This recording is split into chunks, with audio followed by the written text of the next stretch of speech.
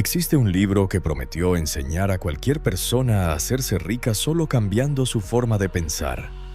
Un bestseller que vendió más de 100 millones de copias, influyó en empresarios, coaches, gurús de Internet, pero cuyo autor murió lejos de ser uno de esos titanes empresariales que describe en sus páginas. Napoleon Hill no es solo el nombre detrás de Piense y hágase rico. Es el protagonista de una de las historias más oscuras y contradictorias del desarrollo personal.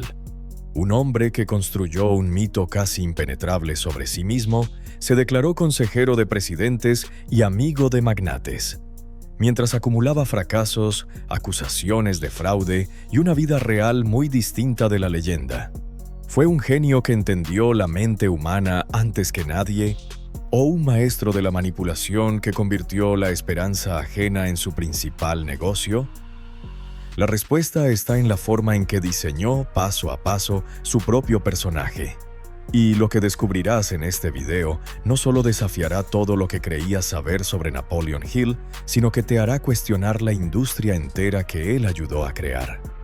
Imagina el escenario: Estados Unidos, finales del siglo XIX, principios del XX. Fiebre industrial, nuevas fortunas cada año, periódicos llenos de historias de hombres que se hicieron a sí mismos. En medio de ese país en ebullición, el 26 de octubre de 1883, nace Oliver Napoleon Hill en Pound, Virginia, una zona rural, pobre, montañosa.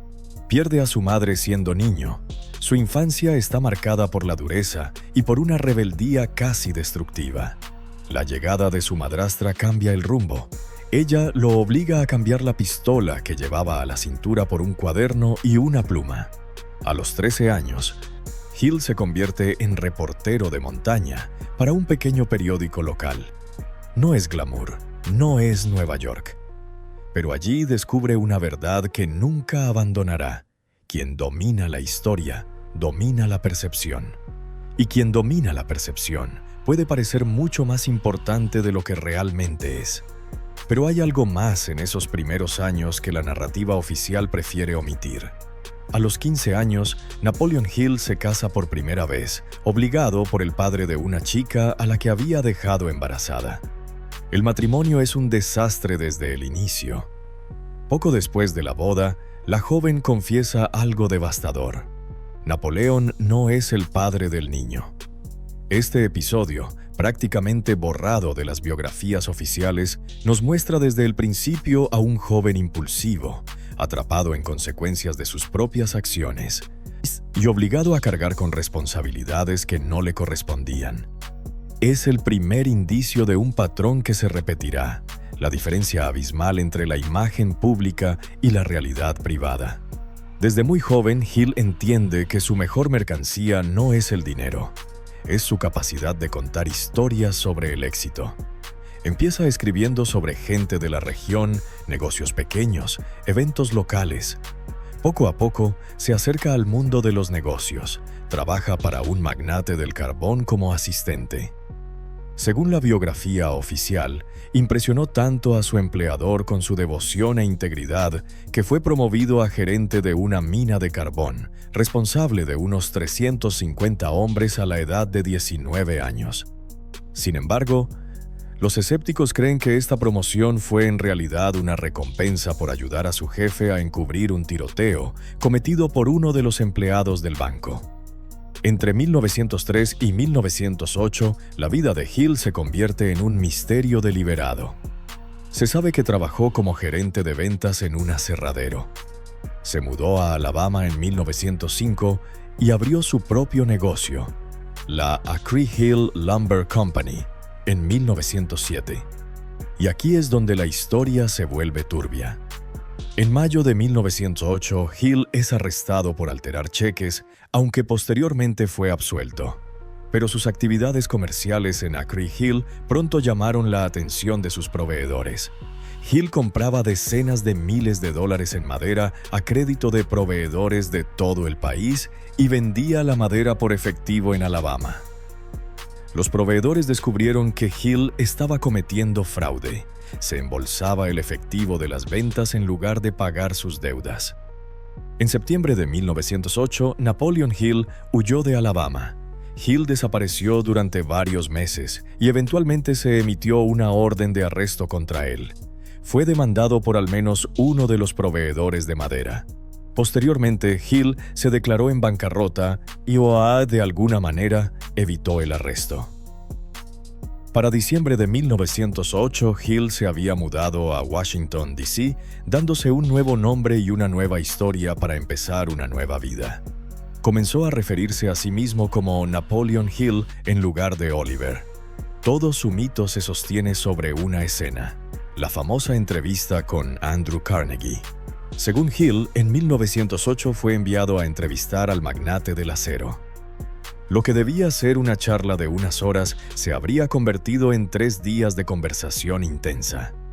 Al final, Carnegie le lanza un desafío casi bíblico: pasar 20 años estudiando a los hombres más exitosos de Estados Unidos, entrevistando a más de 500 millonarios para extraer una filosofía del éxito que cualquiera pudiera seguir.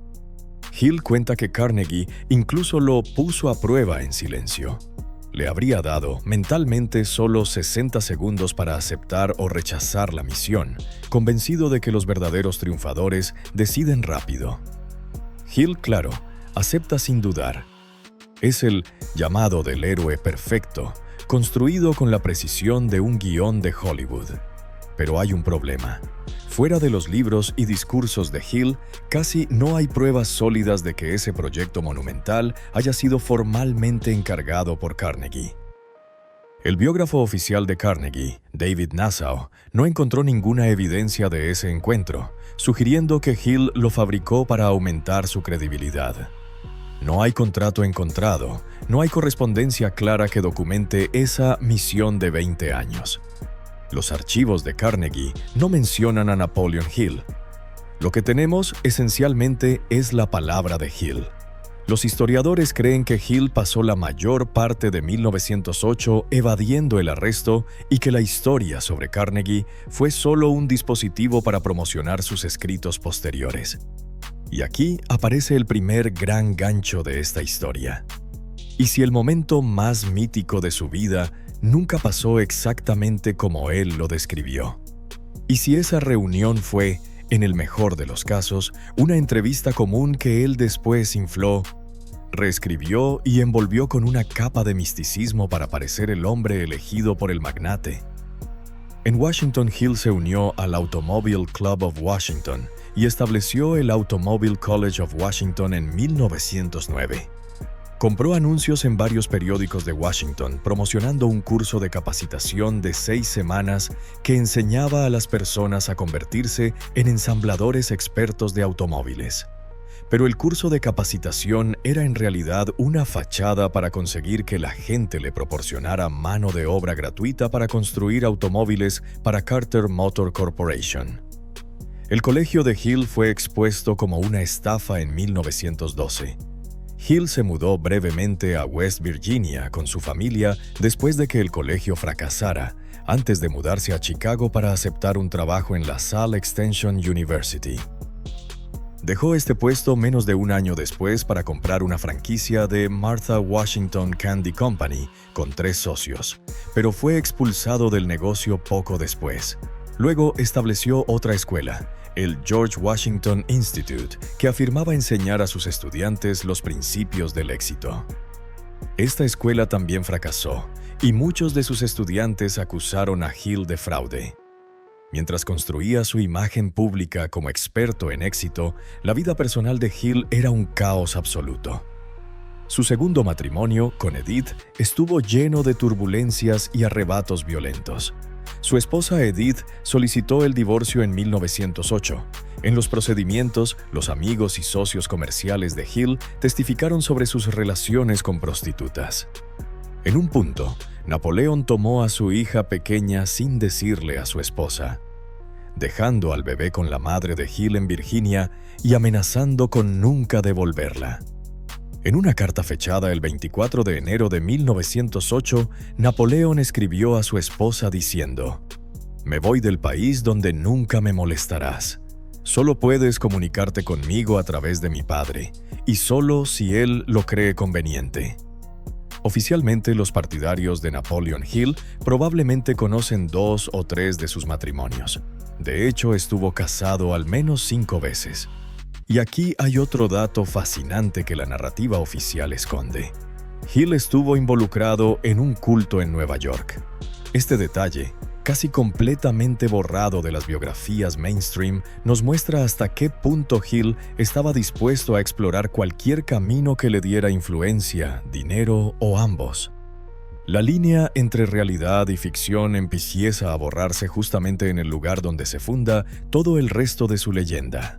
Hill sostuvo que, a partir de su encuentro con Carnegie, se dedicó a entrevistar a centenares de hombres ricos e influyentes. Thomas Edison, Henry Ford, Alexander Graham Bell, John D. Rockefeller, entre otros. Algunos contactos pueden haber sucedido de forma tangencial. Otros probablemente fueron exagerados. Muchos nunca pudieron ser confirmados. Pero Hill no se detuvo allí.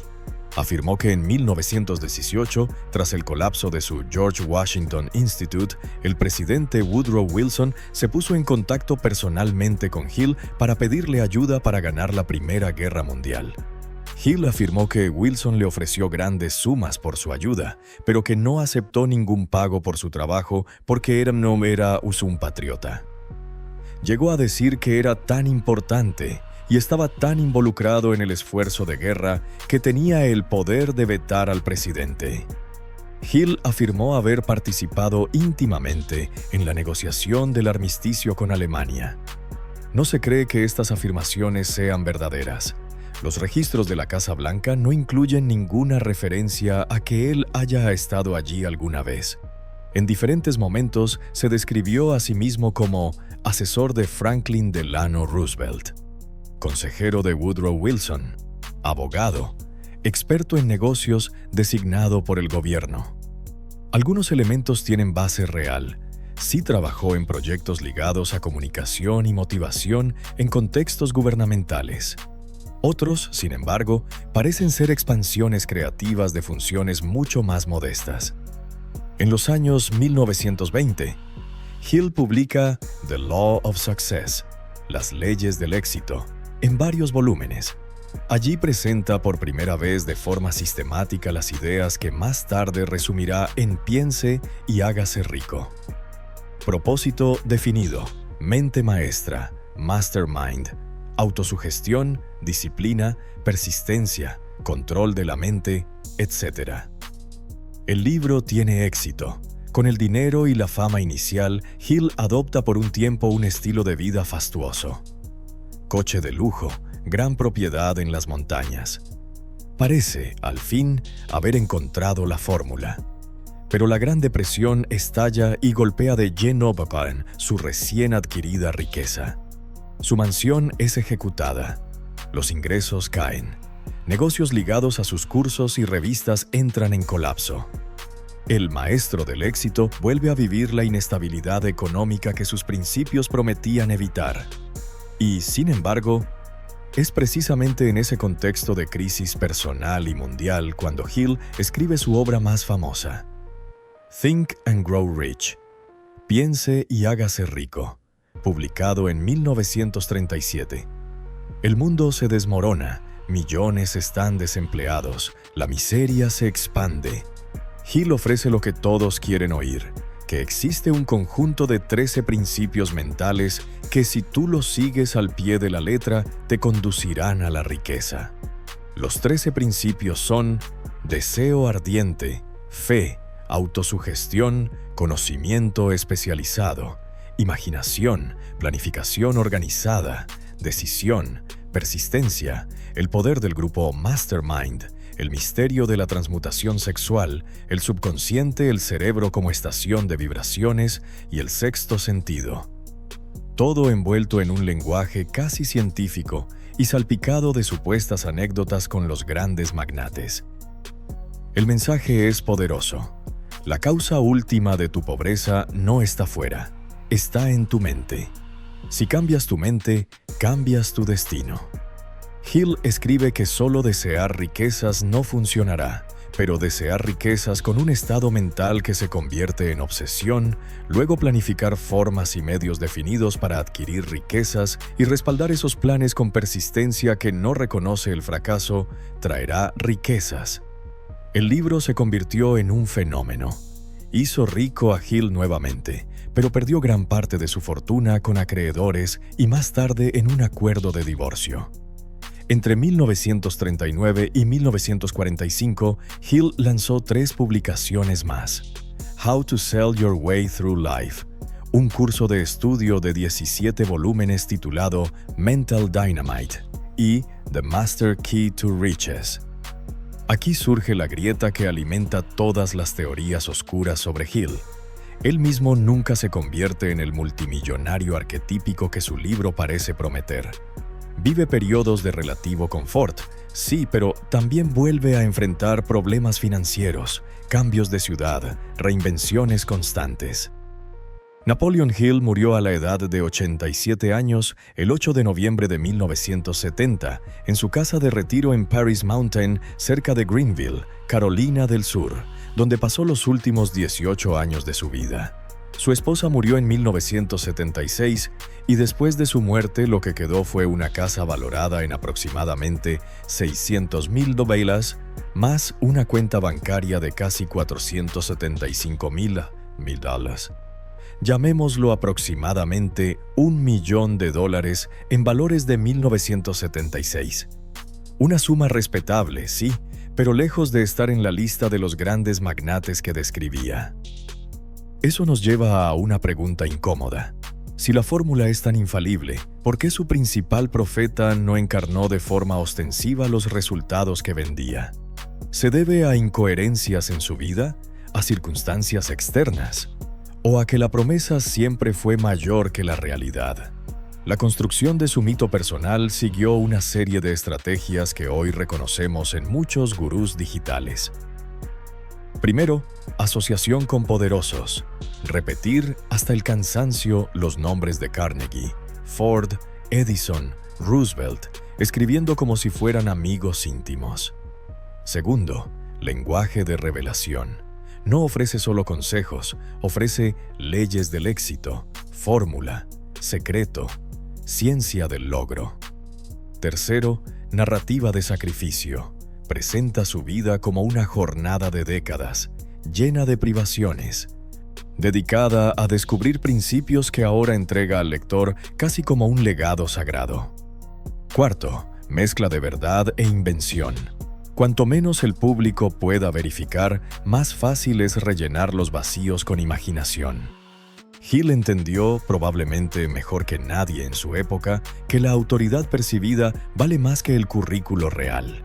Cada vez que decía, mi amigo Henry Ford, mi mentor Andrew Carnegie, mis conversaciones con Thomas Edison, no estaba solo informando. Estaba programando la mente del lector para verlo como miembro natural de la élite. Era la creación deliberada de una identidad. Napoleon Hill, el hombre que convivía con gigantes. Y es precisamente aquí donde el tema central de este video toma forma. ¿Estamos ante un fraude o ante un genio de la construcción del mito personal? Por un lado, hay un rastro de negocios fallidos, promesas grandilocuentes y adornos biográficos que, en conjunto, pintan a Hill como alguien dispuesto a exagerar para mantener su imagen. Por otro lado, hay una obra que influyó a millones de personas, un sistema de ideas que ayudó a incontables lectores a mejorar su foco, su disciplina y su ambición. ¿Puede alguien ser al mismo tiempo manipulador y útil? Mentiroso en algunos puntos y, aún así, catalizador de transformaciones reales en otras personas? Piensa en la estructura de piense y hágase rico. Hill combina relatos de supuestas entrevistas con magnates con principios psicológicos relativamente sólidos, como la importancia de la persistencia y del objetivo claro, y elementos místicos, vibraciones mentales, sexto sentido, leyes invisibles del universo. Esa mezcla es irresistible para un público desesperado. Ofrece lógica y magia, esfuerzo y secreto, disciplina y atajo espiritual. Desde el punto de vista del marketing, es perfecto. Quien busca explicaciones racionales encuentra contenido. Quien busca magia encuentra promesa. Pero aquí hay un problema más profundo que va más allá de la biografía de Hill. El mensaje central de Ande piense y hágase rico refuerza el mito de que cualquiera puede volverse rico dentro del sistema económico actual si solo tiene la actitud correcta. Pero sabemos que es literalmente imposible que todas las personas, o incluso la mayoría de las personas, se vuelvan ricas dentro del capitalismo. El sistema se basa en la misma explotación que Napoleon Hill encarnó a lo largo de su vida. Aprovecharse de inversores, estafar a las masas para quitarles su dinero y fingir hasta lograrlo. Los críticos modernos señalan que ninguna persona ha logrado resultados tangibles pensando positivamente las 24 horas del día, a menos que contemos como resultado tangible tener un colapso nervioso causado por pretender que todo estaba bien mientras el mundo a su alrededor se derrumbaba. El libro ha sido desacreditado por la ciencia, la psicología, la religión y, lo más importante, por la realidad. Ahora mira esto desde otro ángulo.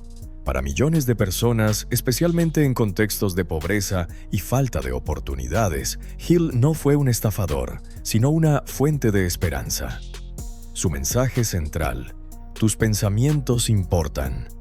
Tu actitud importa. Define un propósito y persiste. Ayudó a mucha gente a salir de la inercia. No porque exista una ley universal de la atracción operando como magia, sino porque fijar un objetivo claro y actuar con disciplina naturalmente aumenta las probabilidades de mejora. Muchos de los líderes empresariales más influyentes del mundo moderno citan Piense y hágase rico como un libro del que extraen inmensa inspiración. Tony Robbins promociona Piense y hágase rico en su sitio web con un enlace de afiliado. Damon John de Shark Tank jura por sus enseñanzas. Donald Trump ama a Xiaoyou Ma a Napoleon Hill y lo citó. La mayoría de los gurús empresariales que proclaman que piense y hágase rico es increíblemente sólido, se aprovechan de personas nuevas en el juego que no han estado el tiempo suficiente para ver patrones dañinos. Así es como personas como Tony Robbins, Marie Forleo y Amy Porterfield siguen llenando sus embudos. Se dirigen a nuevos emprendedores con sueños de 7 cifras que no se dan cuenta de que lo que están enseñando está disponible gratis en Google o en el colegio comunitario local. Al final, la pregunta más peligrosa que este documental deja no es ¿Napoleon Hill mintió? Es otra. ¿Por qué necesitamos tanto creer en figuras como Napoleon Hill? ¿Por qué preferimos una historia épica? El joven pobre elegido por Carnegie, que conversa con Ford y descifra el código de la riqueza, en lugar de aceptar que el éxito suele ser una mezcla caótica de contexto, esfuerzo, oportunidad y azar. Hill nos muestra con su propia trayectoria que el mito del gran maestro a menudo dice más sobre la necesidad del público que sobre la pureza del maestro. Y quizás ese sea el verdadero legado oscuro de Napoleon Hill, haber probado con su propia vida que en el juego del poder simbólico la verdad factual importa menos que una buena narrativa contada con convicción. En ese sentido, Napoleon Hill sí fue un adelantado. Combinó autoobservación, sugestión, influencia del entorno y foco en metas décadas antes de que la psicología positiva y las neurociencias popularizaran conceptos parecidos con otro vocabulario. El problema es que envolvió esos elementos valiosos en una capa espesa de mitología personal y promesas absolutas. Entonces, ¿fraude o genio? Si lo miras solo desde el rigor histórico, verás inconsistencias, adornos, vacíos. Si lo miras desde el impacto cultural, verás a un hombre que, con una vida personal llena de altibajos, creó la matriz de todo un mercado multibillonario de autoayuda, coaching y mentalidad de riqueza. Su mayor obra no fue Piense y hágase rico en papel. Su mayor obra fue la construcción meticulosa de Napoleon Hill El hombre que sabe cómo se fabrica el éxito. Ese personaje sigue vivo cada vez que alguien cita su famoso título como autoridad definitiva. Quizás la respuesta más honesta sea admitir que fue ambas cosas. Genio para detectar el hambre humana por sentido, fórmulas y certezas, y al mismo tiempo profundamente dispuesto a estirar la realidad hasta donde hiciera falta para ocupar el pedestal que él mismo se construyó. Las personas que lo elogian suelen ser individuos ingenuos que no han entendido cómo funciona realmente la vida y necesitan algo en qué creer. O personas que tienen un interés financiero en vender, piense y hágase rico a través de enlaces de afiliados para ganar unos centavos de Amazon. Cualquier persona con un poco de sentido común que escriba un blog con la intención genuina de informar a sus lectores presenta a Napoleon Hill tal como realmente era: un estafador. La cuestión, a partir de aquí, no es juzgar al hombre que ya murió. Es mirar a los nuevos Napoleon Hill que hoy llenan las redes, prometiendo riqueza instantánea con base en métodos infalibles, y preguntarse: ¿estamos aprendiendo por fin a distinguir entre inspiración y ilusión? ¿O seguimos dispuestos a confundir mito con verdad siempre que el mito nos haga sentir que algún día, de algún modo, también nosotros podremos pensar y hacernos ricos? La historia de Napoleon Hill no es solo la historia de un hombre. Es un espejo que refleja nuestra desesperada necesidad de creer que existe una fórmula secreta, un atajo, un código oculto que nos llevará de la pobreza a la riqueza. Y mientras esa necesidad exista, siempre habrá alguien dispuesto a venderla, empaquetada en libros, cursos, seminarios y promesas que brillan como oro, pero que, al final, pueden resultar ser solo polvo dorado esparcido sobre una vida tan caótica y fracturada como la del propio Napoleon Hill.